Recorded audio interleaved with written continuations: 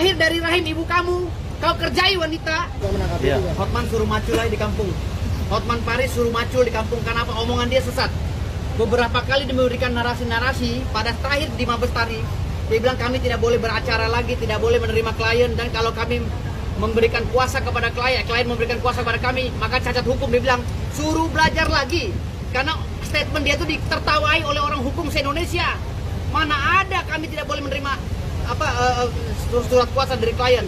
LBH saja yang bukan sarjana hukum masih boleh menerima surat kuasa dari klien. Ya, paralegal masih bisa menerima surat klien. Dari mana dia belajarnya? Makanya bilang nih omongannya ngaco, kebanyakan piknik. Hotman, tobat kau, jangan banyak piknik ya. Kasihan wanita-wanita yang kau kerjai itu, kasihan. Ya, tobat kau. Kau lahir dari rahim ibu kamu, kau kerjai wanita. Ya, hati-hati kamu ya Hotman, hati-hati kamu. Ya, nanti saya akan buktikan di pengadilan. Ya, tidak ada istilahnya kantor saya tutup. Kantor saya masih menerima, bahkan kemarin 4 klien saya lagi masuk di kantor saya. Tidak ada ya. Jadi pembukaan itu hanya sementara. Dan kami dilarang bersidang, bukan dilarang beracara, tapi bersidang, ya, melaksanakan sidang litigasi. Jadi begini, Hotman itu sudah pantas dilabelkan sekarang sebagai pengacara medsos. Ya, pengacara medsos. Buktinya nggak berani debat. Kalau jago head to head. Oke. Hai Firdaus, kau jangan rasis ya. Kau jangan ngejek-ngejek Hotman Paris orang kampung atau pulang ke kampung sana, ini kampungmu. Tidak bagus. Kalau pengacara sudah dibekukan, diam-diam aja di kulkas, jangan banyak ngomong.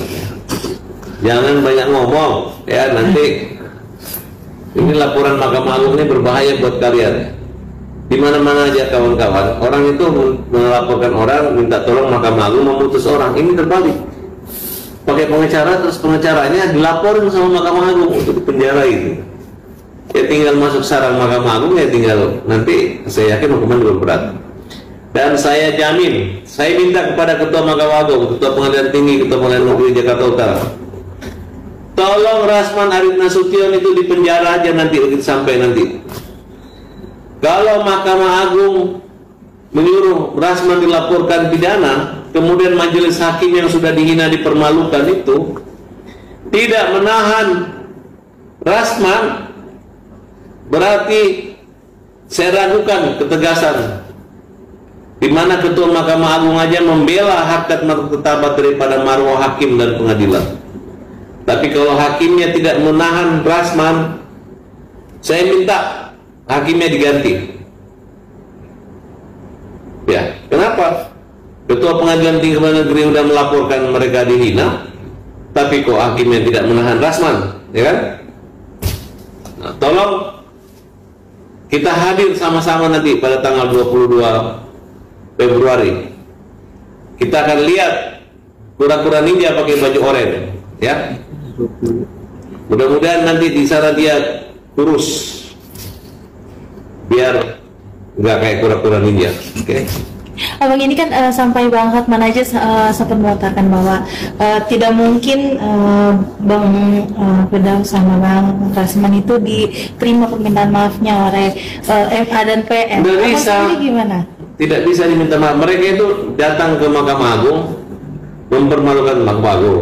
Mendengar Mahkamah Agung akan melaporkan mereka, dimaki-maki. Mahkamah Agung dimaki-maki. Dia bilang bahwa Mahkamah Agung itu ada koruptor, namanya Ricard Hasbi. Kura-kura ninja. Ricard dan Hasbi itu bukan hakim agung. Mereka itu pegawai biasa aja di Mahkamah Agung. Memang ada jabatannya. Ricard sudah pensiun. Mereka cuma narkus, menggelar kasus, sudah dipenjara, ditangkap. Enggak ada pembelaan dari Mahkamah Agung terhadap oknum begitu. Hotman Paris diminta untuk berhati-hati. Menurut informasi atau berita yang muncul, kalau Firdaus ini punya backingan spiritual yang nantinya tiba-tiba ada paku yang mendatangkan Hotman Paris. Coba gimana nih pendapat netizen nih tentang berita ini nih? Coba netizen komentar. Hotman, belajar dulu ilmu hukum. Kau kuliah di mana, Hotman Paris? Bang, maaf nih bang ya. Kok aneh cek database ente di PP Dikti kagak ada itu sarjana hukumnya. Bang, ente sekolah di mana, Bang? Kalau saya sebagai ketua umum partai politik, maka Rasman dan Firdaus saya usulkan sebagai calon presiden dan calon wakil presiden. Dua orang ini adalah aset bangsa. Dua-duanya punya temperamental tinggi. Dua-duanya kalau ngomong sama berapi-api. Dan dua-duanya sama-sama ndak punya malu. Kalau dia jadi presiden, Rasman ikut sidang Dewan Keamanan PBB, maka presiden-presiden lain itu akan bisa dibentak-bentak oleh dia. Kalau presiden-presiden lain tidak menuruti kemauan Indonesia, maka meja akan digebrak. Saya yakin yang namanya negara-negara lain akan tunduk pada Indonesia. Kalau wakil presiden Firdaus mimpin rapat kabinet, ada menteri yang balelo, ada menteri yang tidak mengikuti kemauan presiden, wah, wakil presiden bisa naik meja, bisa memarahi, menunjuk-nunjuk itu menteri, siapa-siapa menteri yang balelo. Berbeda dengan sanksi dari KAI yang tegas, artinya memecat langsung Firdaus pada saat kejadian insiden tersebut. Tapi kenapa DPN Pradi Bersatu justru tidak mengambil langkah yang sama untuk memecat? Ya, tadi kan begini, di kita DPN Pradi Bersatu ini kan banyak orang, banyak pertimbangan, ya kan. Makanya saya nggak tahu ya KAI itu mengadakan sidang kode etik atau tidak. Kalau kami tadi berdasarkan suara yang terbanyak menimbang bahwa memang kesalahan ini fatal. Tapi kan Bang Rasman juga punya masa depan, punya anak, punya cucu, punya pegawai yang harus mereka hidupin juga gitu loh. Dan kita tidak bisa, kembali lagi di Republik ini, jangan sampai kita mau menghabisi orang sehabis-habisnya, sehancur-hancurnya orang gitu loh. Ada sisi yang bisa kita organisasi ini memberikan edukasi, memberikan pelajaran agar kedepannya tidak begini gitu loh. Ya intinya bahwa kita ingin siapapun itu bisa memperbaiki diri, kan lebih baik itu gitu kan. Ya, tidak ada kekosongan secara de jure bahwa saya bukan. Assalamualaikum warahmatullahi wabarakatuh. Salam Om Swastiastu, Namo Buddhaya, salam kebajikan untuk kita semua. Bertemu lagi dengan saya teman-teman, Bobson Samsir Simbolon. Saat ini saya men-state video tentang senior saya, Bang Firdaus Oi Wibowo ya.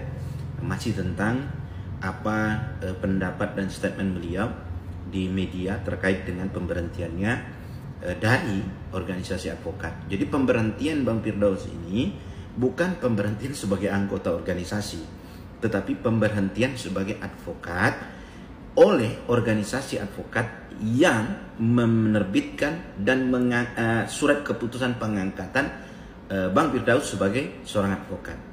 Artinya apa? Bahwa organisasi advokat itu adalah yang berwenang untuk mengangkat seseorang menjadi advokat.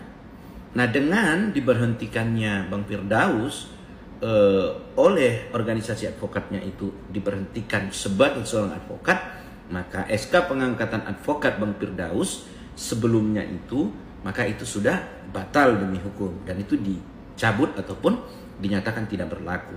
Nah, kemudian Bang Firdaus mengatakan dia selang beberapa jam pindah ke organisasi advokat yang lain. Maka dia sudah di-SK-kan dan dia sudah menjadi advokat lagi. Nah, itu yang keliru Bang Firdaus. Jadi begini Bang Firdaus, tahapan kita menjadi advokat itu Bang adalah dimulai dari PKPA dulu, ya. Kita ikut PKPA yang dilaksanakan oleh organisasi advokat tertentu. Nah, kemudian setelah kita mengikuti PKPA, kita mengikuti ujian advokat yang dilaksanakan oleh organisasi advokat tertentu lagi. Setelah kita dinyatakan lulus dalam ujian advokat, maka organisasi advokat penyelenggara pelaksana ujian advokat itu menerbitkan SK pengangkatan kita sebagai advokat. Nah, setelah SK diterbitkan Bang, maka organisasi advokat itu meminta kepada pengadilan tinggi untuk menyumpah kita agar memenuhi ketentuan pasal 4 Undang-Undang Advokat. Nah, setelah kita disumpah, diterbitkanlah yang namanya berita acara sumpah yang mana itu adalah dokumen yang menyatakan bahwa yang bersangkutan sudah mengucapkan sumpah dan disaksikan oleh ketua pengadilan tinggi atau hakim pada pengadilan tinggi setempat begitu. Nah, setelah BAS itu terbit, maka diterbitkanlah yang namanya kartu tanda pengenal advokat.